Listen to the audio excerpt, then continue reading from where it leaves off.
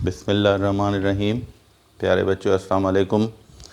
आज आपका एक और अहम लेक्चर, जैसे मैंने आपको बताया था कि चैप्टर नंबर 2 में बहुत सारे प्रॉब्लम हैं गैसेस के, तो वो आपको हल करने थे। तो उनमें आपको कुछ टिपिकल प्रॉब्लम भी होंगे, कुछ सिंपल भी होंगे। आपको पैटर्न का ताकि पता चल जाए कि हमने वो प्रॉब्लम मिलेंगे कैसे और हमने उनको सॉल्व कैसे करना है।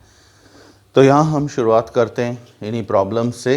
ये सारे के सारे प्रॉब्लम्स जो हैं ये न्यूमेरिकल्स हैं, आपके न्यूमेरिकल्स ऑन गैसेस के न्यूमेरिकल्स हैं। तो आप इन्हीं से शुरू करेंगे। तो इसमें आपको फर्स्ट प्रॉब्लम जो आपको दिया गया है वो कह रहा है कि हीलियम गैस है जिसका इनिशियल वॉल्यूम कितना है, 100 सेंटीमीटर क्यूब है। अब उस कंटेनर का प्रेशर इनिशियल कितना है, 500 टॉर है। अब इसको ट्रांसफ़र कर दिया गया एक और कंटेनर में जिसका अब वॉल्यूम कितना है, 250। उसमें पहले किस में ट्रांसफ़र किया गया था, उसको 100 सेंटीमीटर क्यूब वाले कंटेनर में था। अब 250 सेंटीमीटर क्यूब वाले कंटेनर में चला गया है। तो ये कह रहा है कि अब यहाँ उसका प्रेशर कितना होगा अगर फर्ज करो टेम्परेचर में कोई चेंज ना आए। पहली बात।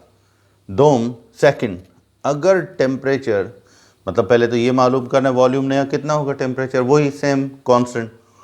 अब कह रहा है कि अगर टेम्परेचर चेंज कर दिया जाए कितना, 20 डिग्री सेंटीग्रेड से कम करके 15 कर दिया जाए, तब कितना होगा।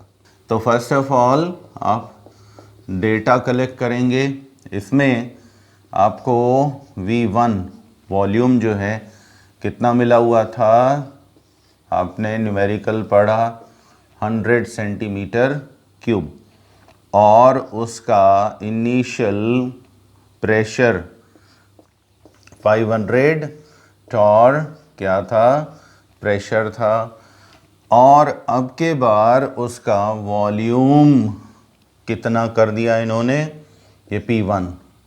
अब ये कह रहे हैं वॉल्यूम अगर इसका बढ़ाकर 250 कर दें, ठीक है, सेंटीमीटर क्यूब, तो फिर वॉल्यूम कितना होगा अगर आप टेम्परेचर में कोई भी चेंज नहीं करते हैं।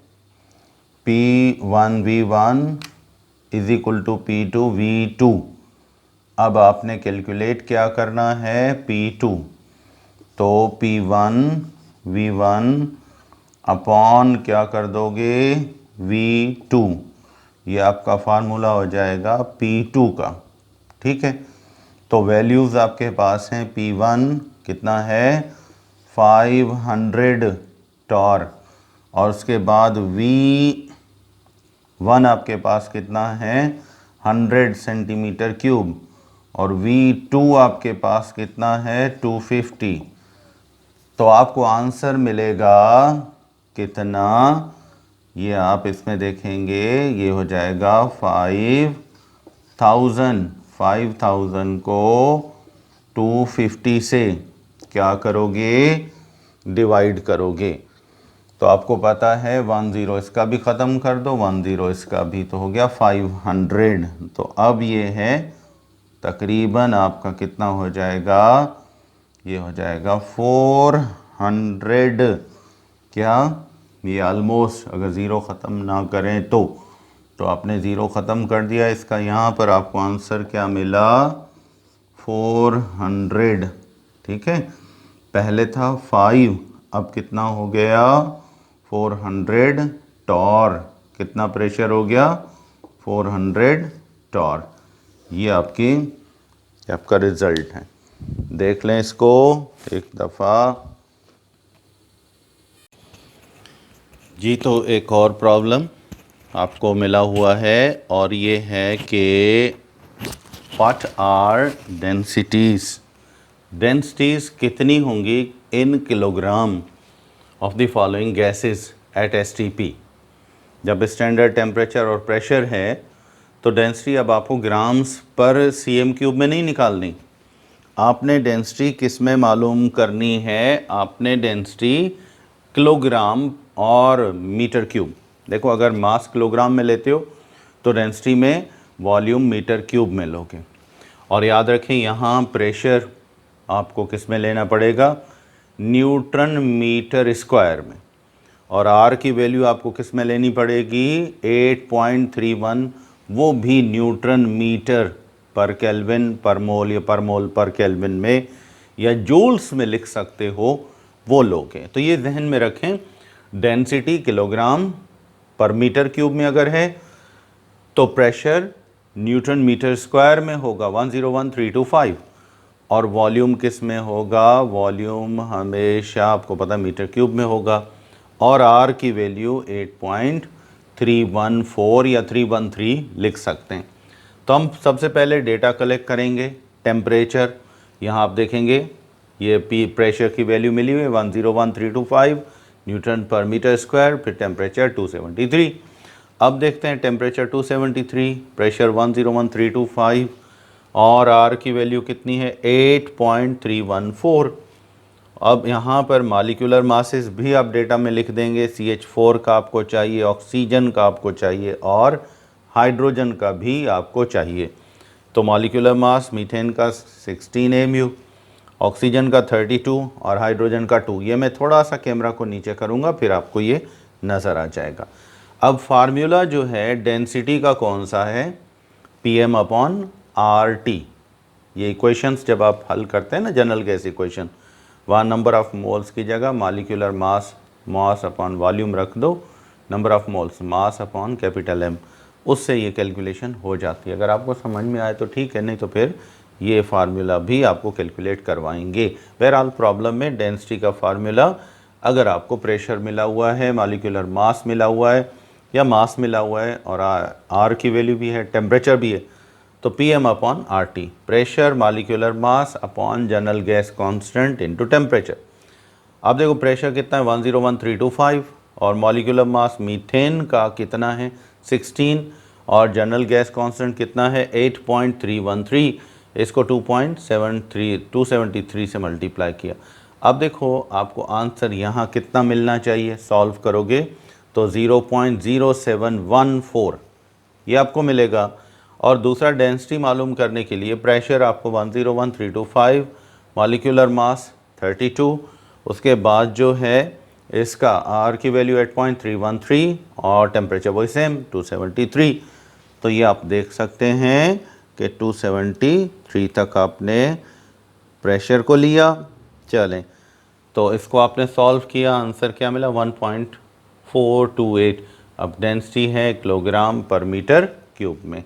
उसके बाद लास्ट है हाइड्रोजन, यहाँ पर आर की वैल्यू, फिर हाइड्रोजन का मॉलिक्यूलर मास 2, उसके बाद प्रेशर की वैल्यू न्यूटन पर मीटर स्क्वायर में पहले रखी 101325, मॉलिक्यूलर मास 2 डिवाइड किया इसको 8.31 आर की वैल्यू, फिर 273 से, तो आंसर आपको कितना मिला 0.089 किलोग्राम पर मीटर क्यूब मिल गया। तो इस तरह आपको डेंसिटी अगर किलोग्राम में निकालनी है तो टिपिकल था, किलोग्राम में निकालनी तो फैक्टर याद रखें आर। अब फिर बता रहा हूँ आर को किस में रखोगे 8.314 या 8.313 में, ठीक है, और प्रेशर रखोगे 101325 न्यूटन पर मीटर स्क्वायर में, और डेंसिटी का यूनिट यहाँ क्या लिखोगे किलोग्राम पर मीटर क्यूब।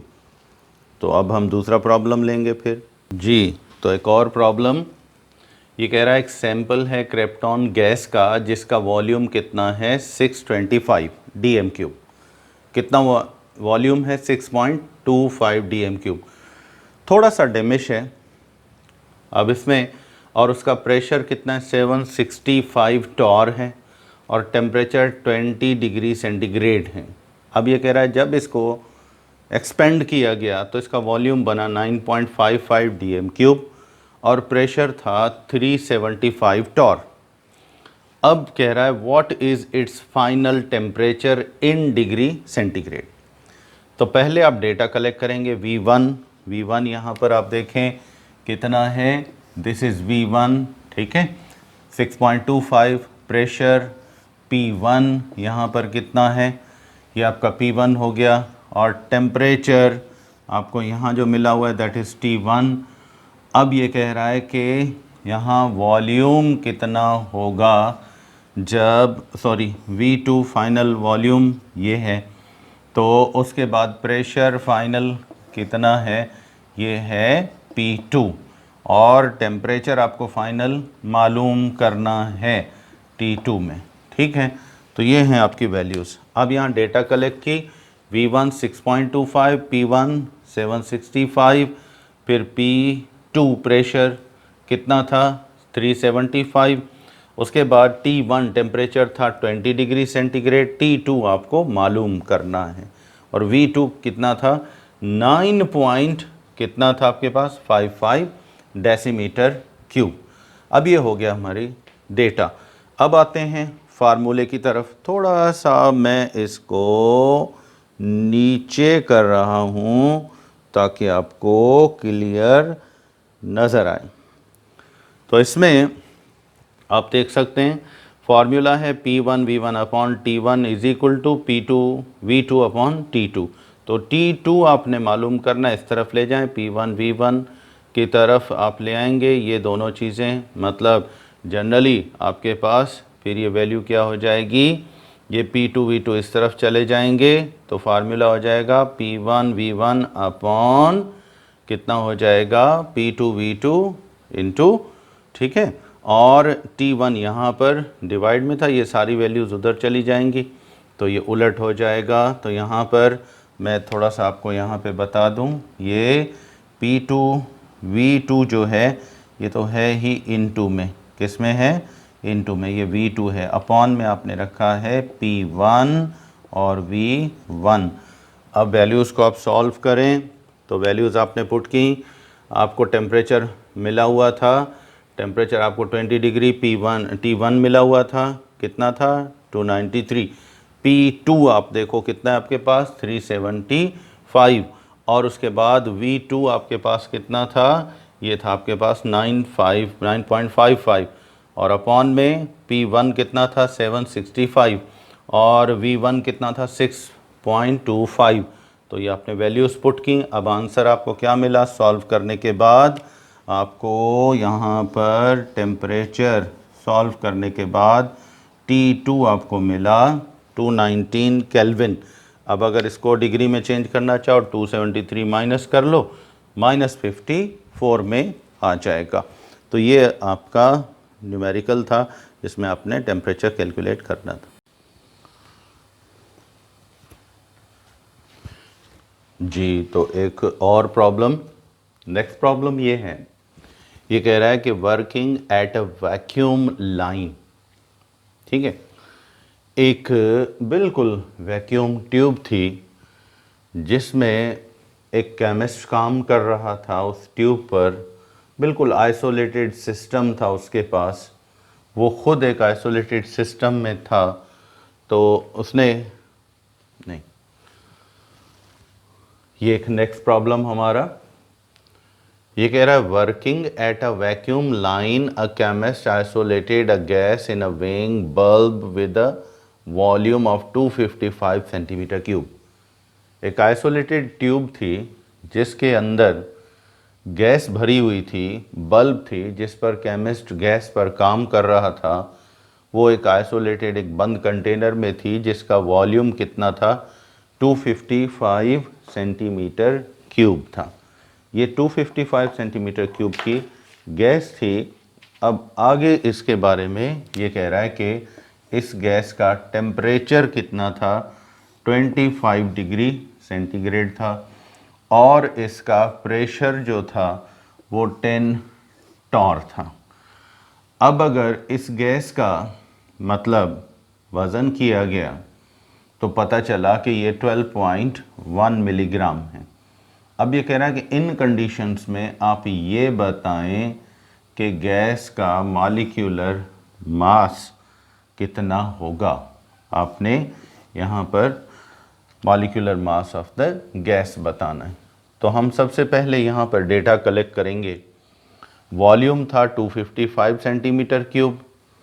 आप अगर डीएम क्यूब में रखते हैं तो फिर आपको आर की वैल्यू, यानी अगर यहाँ वॉल्यूम cm³ या dm³ में, ये पॉइंट्स भी नोट करते जाएं, यूनिट को कहाँ मैच करना है। वॉल्यूम dm³ में है, cm³ में है, तब आर की वैल्यू यहाँ अगर ज़रूरत पड़ी तो 0.0821 रखनी है। अगर प्रेशर टॉर या एटीएम में, तब भी आप 0.0821 आर की वैल्यू रख सकते हो। तो वॉल्यूम को हम बेहतर यही है कि dm³ में रखें। तो ये 255 था, अब इसको आपने क्या किया, डिवाइड किया 1000 से, तो 0.0255 dm³ हो गया, 1000 से डिवाइड कर दिया, ठीक है। तो उसके बाद नेक्स्ट जो आपके पास वैल्यू आती है 1000 cm³, 1 dm³ के इक्विवेलेंट होता है, ये तो याद है आपको। टेम्परेचर था 25 डिग्री सेंटीग्रेड, इसको आपने केल्विन में चेंज किया तो ये बना 298 केल्विन्स, 298 केल्विन्स टेम्परेचर हुआ। और प्रेशर था 10, ठीक है, यहाँ पर अगर आप देखेंगे 10 टॉर था। अब हम इसको एटीएम में रख रहे हैं, तो हमने वॉल्यूम dm³ में रखा, टेम्परेचर केल्विन में और प्रेशर एटीएम में। तो यहाँ मास उसका था 12.1 मिलीग्राम, तो यहाँ यूनिट मास का ग्राम्स रखोगे। मॉलिक्यूलर मास आप हमेशा atomic mass, molar mass grams में लेते हो, तो मिलीग्राम्स अगर हों तो उनको आप ग्राम्स में चेंज कर दें, सारे मतलब बड़े यूनिट करते हैं, एटीएम, dm³ और ये ग्राम्स में। अब आ गए आर की वैल्यू, जहाँ dm³, एटीएम और मास ग्राम्स में है, टेम्परेचर केल्विन में है, टेम्परेचर तो जनरली होता ही केल्विन में, तो उस सूरत में dm³ और एटीएम की सूरत में आपने आर की वैल्यू कौन सी रखनी है, 0.0821 वाली। मॉलिक्यूलर मास कैपिटल M हमने मालूम करना है। अब फार्मूला देखें, फार्मूला है PV = nRT। अब आपको पता है नंबर ऑफ मोल्स कैसे निकालते हैं, मतलब mass in grams divided by molar mass या मॉलिक्यूलर मास, तो ये हो गया। अब अगर हमने मॉलिक्यूलर मास निकालना है तो M इस तरफ लेकर आए, PV उस तरफ ले जाएं, यहाँ इनटू में था डिवाइड में चला गया, फार्मूला बना स्मॉल m/PV × RT। अब मास आपको पता है 0.012, ठीक है, 1 ग्राम्स में आ गया, आर की वैल्यू 0.0821, टेम्परेचर 298, अपॉन में प्रेशर कितना था 0.0131, और उसके बाद वॉल्यूम था 0.255 dm³। डिवाइड किया, पहले ऊपर वाले आपने मल्टीप्लाई किया, आंसर आया 0.296, और अपॉन में इसको मैं थोड़ा सा और नीचे करूँगा ताकि आपको ये अब आगे दिखाई देगा, ठीक है। अब इसमें आप इसको क्लियरली देख सकते हैं कि हमारा यहाँ पर हमारी वैल्यू कितनी है। तो 0.0121 ये हो गया, आर की वैल्यू आ गई, फिर टेम्परेचर आ गया, फिर उसके बाद हमें प्रेशर 0.013, फिर वॉल्यूम 0.255 dm³। तो ऊपर वाले को मल्टीप्लाई किया, आंसर आया आपका 0.296 ऊपर, और डिवाइड वाली चीज़ को आपने डिवाइड मतलब मल्टीप्लाई किया पहले, तो 3.340 आया। अब 0.296 को आपने 3.34 से डिवाइड किया, तो मॉलिक्यूलर मास यहाँ पर इस गैस का जो बन रहा है वो कितना है, 0.0886 AMU। कितना बन रहा है, 0.0866 AMU मॉलिक्यूलर मास का यूनिट है। तो इस तरह आप इसका मॉलिक्यूलर मास मालूम कर सकते हैं। एक और प्रॉब्लम, अब इस प्रॉब्लम में ये कह रहा है कि what pressure exerted by a mixture of 2 grams of hydrogen and 8 grams of the nitrogen at 273 kelvins। यानी हमें गैस का मिक्सचर मिला जिसमें 2 ग्राम हाइड्रोजन थी और 8 ग्राम्स क्या थे, नाइट्रोजन के थे, और इनका टेम्परेचर कितना था 273 केल्विन, और वॉल्यूम वेसल का कितना था 10 dm³। तो अब ये कह रहा है कि इनका प्रेशर टोटल कितना होगा। टॉर में भी लिख दें, एटीएम में भी आप कर लें, क्योंकि वॉल्यूम dm³ में टेम्परेचर केल्विन में है तो हम प्रेशर एटीएम में निकाल सकते हैं। टॉर में भी उसको चेंज कर सकते हैं, कोई हर्ज नहीं, आप किसी एक यूनिट में निकाल लें। सॉरी, अगर आपने एटीएम में निकाला है तो आप उसको डायरेक्ट टॉर में लेकर जा सकते हैं, 760 से मल्टीप्लाई कर दें। अब आंसर में आप देखें आपको कौन सा यूनिट चाहिए, क्योंकि जहां टेम्परेचर केल्विन में है, वॉल्यूम dm³ में है, तो वहां टेम्परेचर आप प्रेशर एटीएम में भी रख सकते हैं, टॉर में भी रख सकते हैं, या मिलीमीटर में रख सकते हैं। तो चेंज करना है, सिंपल तरीका है, एटीएम को टॉर में 760 से बस मल्टीप्लाई कर दें, या टॉर है तो एटीएम में करना है 760 से डिवाइड कर दें, ये करना है। तो आपने डेटा निकाली, टेम्परेचर 273 केल्विन, चेंज नहीं करना, ठीक है, वॉल्यूम dm³ में, ठीक है। आपको मिले हुए हैं ग्राम्स, 2 ग्राम हाइड्रोजन के नंबर ऑफ मोल आपने निकाल लिए, याद है आपको फार्मूला, मोलर मॉलिक्यूलर मास, पहले लिखोगे mass in grams divided by molecular mass, तो ये 1 मोल बना। फिर हाइड्रोजन का मास था 8 ग्राम्स, मॉलिक्यूलर मास 28 मोल्स, ये आपको मिल गए। फार्मूला आपके पास है और आर की वैल्यू भी आपको चाहिए, क्योंकि फार्मूले में हमें रिक्वायरमेंट है 0.0821 एटीएम dm³ पर मोल पर केल्विन, ये आ गया। अब देखते हैं कि हमें कैलकुलेशन कैसे करनी है। थोड़ा सा आपको हो सकता है कि नीचे डेटा कंप्लीट नज़र ना आ रही हो, मैं इसको नीचे कर देता हूँ, ठीक है।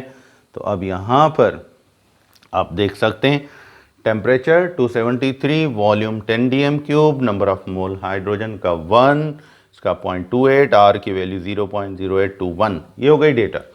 अब आते फार्मूला PV = nRT, हर एक गैस के अलग अलग मोल्स निकालेंगे, एक साथ कभी भी नहीं। तो पहले आपने किसके मोल्स निकाले, हाइड्रोजन के, 1 मोल रखा, आर की वैल्यू 0.0821 रखी, 273 से मल्टीप्लाई किया, 10 से क्या किया, डिवाइड। तो हाइड्रोजन का प्रेशर बना 2.241 एटीएम डिवाइड करने के बाद। ऐसे ही नाइट्रोजन का निकालोगे, सिर्फ नंबर ऑफ मोल चेंज करो, बाकी वैल्यूज सेम रखो। तो इसका आपने निकाला 0.0638 एटीएम। अब देखो दो गैसेस का प्रेशर अलग अलग हमने कैलकुलेट कर लिया, हाइड्रोजन का भी कैलकुलेट कर लिया, नाइट्रोजन का भी कैलकुलेट कर लिया। अब इसको प्रेशर को क्या करेंगे, total pressure of hydrogen, pressure of nitrogen. तो हाइड्रोजन का 2.241, नाइट्रोजन का 0.638, इन दोनों को आपस में हमने क्या किया, प्लस किया, तो हमें मिला 2.879 एटीएम। अब अगर ये एटीएम में रखना है तो ठीक है, यहाँ पर ही रख दें। अगर आपने टॉर में या मिलीमीटर में लेके जाना है तो 760 से क्या कर दें, मल्टीप्लाई, तो आपको आंसर मिलेगा 2188.04 टॉर, या इसको आप क्या रखेंगे, इसको आप रख सकते हैं मिलीमीटर मरकरी में, 2188.404। ये है बेटा आपका प्रॉब्लम, जहां आपको मिक्सचर में यहाँ पर यूनिट्स का ध्यान रखिएगा। मैंने ख़ास तौर पे ये प्रॉब्लम यूनिट्स के लिए करवाया कि कहाँ केल्विन है, कहाँ नंबर ऑफ मोल्स किस में है, तो हमने आर को किस में रखना है। क्लियर हो गया। तो इस प्रॉब्लम में ये कह रहा है कि रिलेटिव डेंसिटीज़, नेक्स्ट प्रॉब्लम है रिलेटिव डेंसिटीज़ है ए और बी, इनकी एक की 1, दूसरे का 1.5 टाइम्स हेवियर है। तो ये कह रहा है find out the volume of gas B which will diffuse in a same time in which 150 dm³ of gas A will diffuse. मतलब कि जितना, अगर हम 150 dm³ गैस का ले रहे हैं, इसका गैस ए का, और ये उससे 1.5 टाइम्स हेवियर है, तो अब ये बताओ कि इसके 150 dm³ के साथ कितना वॉल्यूम सेम टाइम, 10 सेकेंड, 10 से मतलब 2 seconds, 2 minute, 1 hour, time same है, कितना वॉल्यूम गैस ए का बी के साथ डिफ्यूज़ होगा। अब पहले आप डेटा कलेक्ट करेंगे यहाँ से। डेंसिटी गैस ए की, पहले बी की, ए की है 1 ग्राम, तो बी की कितने 1.5 ग्राम पर डीएम क्यूब। डेंसिटी का यूनिट यही है। वॉल्यूम गैस ए का डिफ्यूज हो रहा है 150 डीएम क्यूब, और गैस बी का कितना होगा देखना है। फार्मूला आपको पता है, सिंपल सा है, rate of diffusion of gas A upon rate of diffusion of gas B. तो density of gas B upon density of gas A. थोड़ा सा यहाँ देख लें, इसको थोड़ा सा देखेंगे आप। इसमें मैं आपको थोड़ा सा एक्सप्लेन कर दूं कि हमेशा याद रखें, रेट जो होता है, रेट ये वॉल्यूम अपॉन टाइम के इक्विवेलेंट होता है। ठीक है, वॉल्यूम अपॉन टाइम। तो अगर R1 है तो V1 अपॉन T1 हो जाएगा। यूनिट बताया था ना रेट ऑफ डिफ्यूजन का, गैसेस का वॉल्यूम जो यूनिट टाइम में डिफ्यूजन। R2 V2 अपॉन कितना हो जाएगा, T2 हो जाएगा। तो अब देखो टाइम तो दोनों का सेम है ना, T1 और T2, तो इसको तो आप कैंसिल कर देंगे, इनकी ज़रूरत नहीं है। बाकी क्या बचा, अब आपके पास बाकी जाके बचती है वैल्यू कौन सी, V1 अपॉन कितना हो जाएगा, V2। ठीक है, ये volume of gas A upon volume of gas B। तो आपको मालूम करना है क्या, वॉल्यूम मालूम करना है। गैस A का तो आपको 150 मिला हुआ है, नज़र आ रहा होगा आपको। मैं थोड़ा सा इसको नीचे कर देता हूँ। ठीक है, तो अब आप इसमें देख सकते हैं कि वॉल्यूम गैस A का 150 और वॉल्यूम गैस B का कितना है, ये मालूम करना है। अब देखो डेंसिटी A की 1.15, B की और इसकी 1 है, तो आपने रेशो को क्या किया, सिंप्लीफाई किया, तो आपको आंसर इसका रूट का क्या मिला, 1.15 का रूट आपने निकाला 1.224 आया। ये तो वैसे ही है। अब सॉल्व किया, इसको इस तरफ लेकर आओ, VB को उस तरफ इनटू में लेकर जाओ, तो ये यहाँ पर इनटू में डिवाइड में आ जाएगा। डिवाइड किया 12 पॉइंट, कितना आया आंसर आपके पास, आपके पास आंसर आया ये 150 था। ठीक है, तो 150 को 1.224 से डिवाइड किया, आंसर मिला आपको 122.5 डीएम क्यूब। ये होगा इस गैस का वॉल्यूम।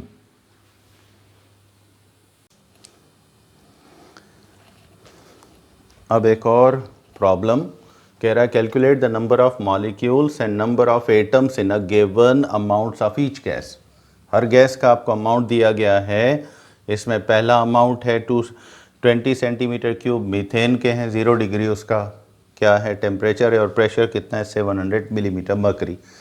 दूसरा 1 सेंटीमीटर क्यूब अमोनिया है, उसका 100 डिग्री टेम्परेचर है और प्रेशर है 1.5 atm। तो अब हमने ये बताना है कि इनका जनरली इनके नंबर ऑफ एटम और नंबर ऑफ मॉलिक्यूल कितने होंगे। चल, तो इसका पहले हम ए का सॉल्यूशन देखते हैं। ए की डेटा आपने निकाली, वॉल्यूम कितना था 20 सेंटीमीटर क्यूब। इसको डीएम क्यूब में अगर आप चेंज करना चाहें तो ये हो जाएगा 0.02 डीएम क्यूब। टेम्परेचर है 0 डिग्री सेंटीग्रेड, केल्विन में रखोगे तो कितना हो जाएगा, ये हो जाएगा 273। अब प्रेशर टॉर में था 760 से डिवाइड किया तो एटीएम में हो गया 0.92। नंबर ऑफ मोल्स आपको मालूम करने हैं, फिर नंबर ऑफ एटम्स भी आपको मालूम करने हैं। पहले नंबर ऑफ मोल्स निकाल लो। आर की वैल्यू रखनी पड़ेगी 0.0821, क्योंकि फार्मूला अप्लाई करते हैं PV = nRT, तो आर आपको ज़रूरत पड़ेगी वैल्यू। तो ये क्योंकि एटीएम में था, डीएम क्यूब में, केल्विन में, तो 0.0821 आर की वैल्यू आप रखेंगे। अब फार्मूला है PV = nRT या फिर n = PV/RT। मेरा ख्याल है आपको ये शायद ऊपर से क्लियर नज़र नहीं आ रहा था।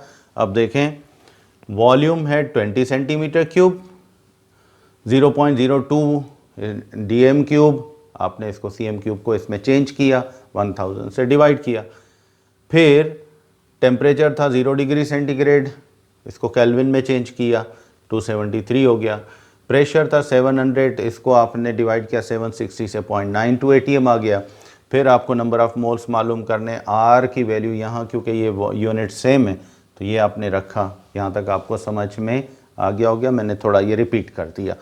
अब आते हैं formula, PV is equal to NRT और N is equal to PV upon RT, ये हो गया। अब आप क्या करेंगे, अब आप वैल्यूज़ पुट करेंगे। क्या पुट करेंगे? वैल्यूज़ पुट करेंगे। ठीक है, तो आपने यहाँ पर जो वैल्यूज़ रखनी हैं वो कौन कौन सी हैं पता है आपको? मतलब प्रेशर था 0.92 ये बात, और वॉल्यूम था 0.02 DM क्यूब में चेंज किया। आर की वैल्यू 0.0821 रखी, 273 से डिवाइड किया, आंसर मिला आपको 8 पॉइंट कितना 24। ठीक है, मैं थोड़ा सा इसको इस तरफ कर देता हूं ताकि आपको क्लियरली नज़र आ जाए। अब ये आपके नंबर ऑफ मोल्स हो गए। ठीक है, अब आपने क्या करना है, नंबर ऑफ मॉलिक्यूल्स निकालने। तो नंबर ऑफ मोल्स को एवोगेड्रोस नंबर से मल्टीप्लाई करोगे तो मॉलिक्यूल्स मिल गए। तो मोल्स से 8.2 इंटू 10 पावर -4, एवोगेड्रोस नंबर 6.02 10⁻23 से मल्टीप्लाई किया, आंसर मिला 4.934 10 पावर 20 मॉलिक्यूल्स, ये हो गए।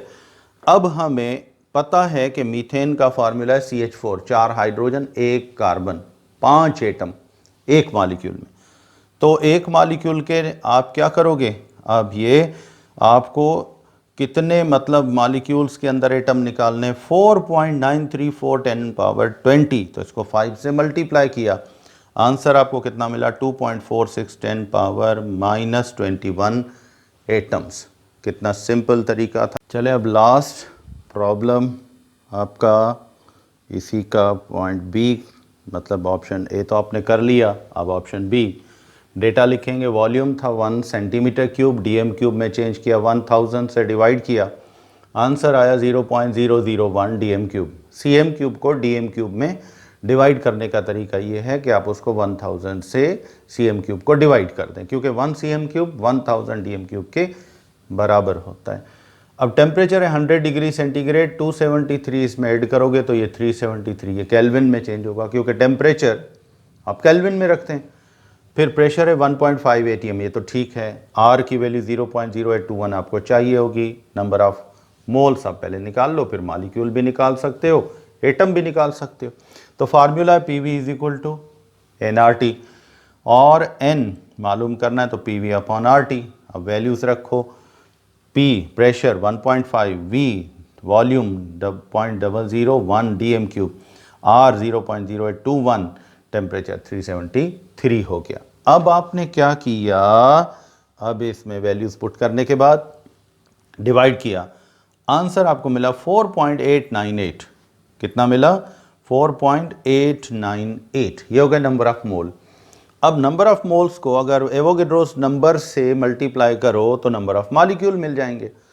तो आपने 4.898 को 6.02 10⁻23 से मल्टीप्लाई किया तो आपको अमोनिया के मॉलिक्यूल इतने मोल्स में कितने मिले, 2.948 10 पावर -19 मिल गए। ठीक है, मिल गए। अब हमने ये करना है कि अमोनिया के इतने सारे मॉलिक्यूल्स में एटम कितने होंगे। अब एक मॉलिक्यूल में तो एटम होते हैं 4, 3 हाइड्रोजन के, 1 नाइट्रोजन का। तो अगर 2.948 10 पावर 19 मॉलिक्यूल्स है तो उसमें कितने एटम होंगे, तो 4 से मल्टीप्लाई करो तो आपको अब के आंसर, ये देखो, अब नंबर ऑफ मॉलिक्यूल्स मालूम कर रहे हो। ठीक है, तो आप देखोगे कि इसमें आपको क्या करना है, नंबर ऑफ मोल्स तो आपको ये मिल गए, नंबर ऑफ मोल्स को मल्टीप्लाई किया, नंबर ऑफ मोल थे 4.898 एवोगेड्रोस नंबर से, तो 2.948 इंटू 10⁻19 मॉलिक्यूल्स मिला। अब एक मॉलिक्यूल में 4 अमोनिया के एटम, तो फिर इतने सारे मॉलिक्यूल्स 2.948 10 19 में कितने होंगे, आपने 4 से मल्टीप्लाई किया, आंसर आया 1.179 10 पावर 20 एटम्स। तो ये था बच्चों आपका न्यूमेरिकल्स का पहला हिस्सा। अब कोशिश करेंगे, हम और भी न्यूमेरिकल्स हैं, बहुत सारे हैं, इनमें से कुछ एंट्री में आ चुके हैं और आगे भी आ सकते हैं। तो हम और भी इस टाइप के कुछ और प्रॉब्लम बहुत सारे हैं, इसको हम पैटर्न्स चेंज करते जाएंगे और इनको हल करेंगे, ताकि आपको गैस लॉस के और गैस इक्वेशंस के सारे प्रॉब्लम्स जो हैं किसी भी टाइप के मिलें तो आपको कोई डिफ़िकल्टी ना हो। टिल नेक्स्ट लेक्चर आप मुझे इजाज़त देंगे। अल्लाह हाफिज़।